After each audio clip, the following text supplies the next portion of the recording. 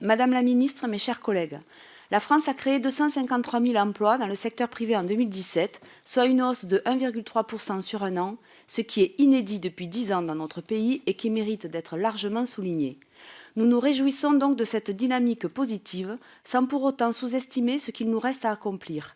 La part des demandeurs d'emploi de longue durée est, hélas, en hausse de 1,9% sur un an. La mobilisation de la mission Travail-Emploi, notamment en matière de formation, apparaît ainsi plus que jamais nécessaire. Nous vous proposons une approche en 2 temps, avec en premier lieu des commentaires sur l'exécution 2017 des crédits que je vais énoncer, puis dans un second temps une mise en perspective des choix du nouveau gouvernement par rapport aux enseignements de l'exercice 2017 et je laisserai la parole à mon co-rapporteur Gilles Legendre. Les remarques. Nous aimerions d'abord souligner que la loi de finances initiale pour 2017 avait sous-budgété un certain nombre de dispositifs, comme le plan 500 000 et les contrats aidés, que la Cour des comptes avait évalués à près d'1 milliard d'euros, ce qui témoigne bien d'une budgétisation insincère. Et nous nous réjouissons de constater que l'analyse de l'exécution du budget 2017 sur cette mission vient conforter les choix effectués par le gouvernement, soutenus par notre majorité. Des choix courageux, faits pour maîtriser l'exécution budgétaire, notamment sur le risque de dérapage des contrats aidés, mais aussi en réformant ce dispositif qui a largement nourri des effets d'aubaine et pour le centrer sur le bénéficiaire plutôt que sur la structure d'accueil. Ainsi, sur l'ensemble de l'année, la consommation finale des crédits a été légèrement inférieure aux ouvertures, avec 15,62 milliards d'euros en AE et 15,57 milliards d'euros en CP. Mais cette situation maîtrisée doit beaucoup au nouveau gouvernement qui a su, dès l'été, prendre des mesures correctives pour lisser la trajectoire des contrats aidés dont près de 80% avaient été consommés au cours du premier semestre. C'est aussi le cas en matière de formation. Alors que le plan 500 000 a mis en avant trop de formations courtes, peu financées et donc peu décisives en matière d'insertion dans l'emploi, le PIC va permettre de monter en gamme tant dans les financements que dans la durée pour de meilleures chances d'insertion durable dans l'emploi. Enfin, vous avez tiré les conséquences des effets positifs de l'insertion par l'activité économique et de la garantie jeune, qui sont renforcés dans le budget 2018 après avoir montré de bons résultats en 2017.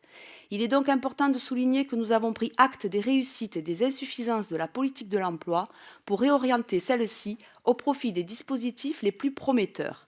Néanmoins, nous devons aussi assumer le passé.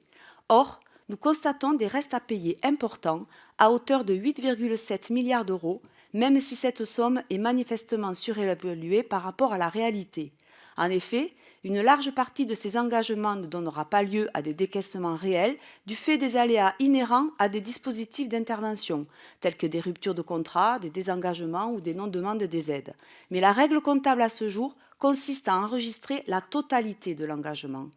Pouvez-vous, Madame la Ministre, nous donner des précisions quant à la réalité de ces restes à payer sur la mission et à la stratégie déployée par l'État pour en abaisser le montant ou modifier leur présentation comptable en cohérence avec la réalité? Par ailleurs, il convient également de faire attention à ne pas pénaliser les engagements du gouvernement par une application uniforme de la réserve budgétaire, notamment en ce qui concerne les aides au poste pour personnes handicapées. Cette remarque étant toujours valable en 2018, nous attirons votre attention sur le fait que bien que le niveau global de réserve ait été ramené de 8 à 3%, cela ne semble pas suffire pour que nous puissions tenir notre engagement d'une montée en puissance à hauteur de 1000 postes sur l'année. Madame la Ministre, pouvez-vous ainsi nous dire quelles sont vos directives en matière d'usage de la réserve de précaution, notamment pour ces aides au poste des travailleurs handicapés? Enfin, on dénombre près de 23 dépenses fiscales rattachées à la mission, pour un coût estimé à un peu plus de 7 milliards d'euros en 2017. Or, la performance des exonérations de charges sociales compensées sur des crédits budgétaires de la mission n'est pas mesurée, presque 5 milliards d'euros. De même que l'augmentation des dépenses fiscales en faveur des services à la personne ou celles liées au taux réduit de la TVA dont bénéficie le secteur de la restauration collective. Les rapporteurs spéciaux rejoignent ainsi les recommandations de la Cour des comptes de clarification des objectifs poursuivis par les dépenses fiscales et d'intégration d'indicateurs de performance. Madame la Ministre, que pensez-vous de cette recommandation et disposez-vous d'éléments précis d'évaluation concernant ces dépenses fiscales? Par ailleurs, quel travail pourrions-nous opérer pour mieux prendre en compte les effets de la conjoncture économique sur les indicateurs? En effet, cela a-t-il du sens aujourd'hui de suivre le nombre de retours à l'emploi des personnes passées par Pôle emploi? Merci Marie-Christine. Madame la Ministre, Monsieur le Président,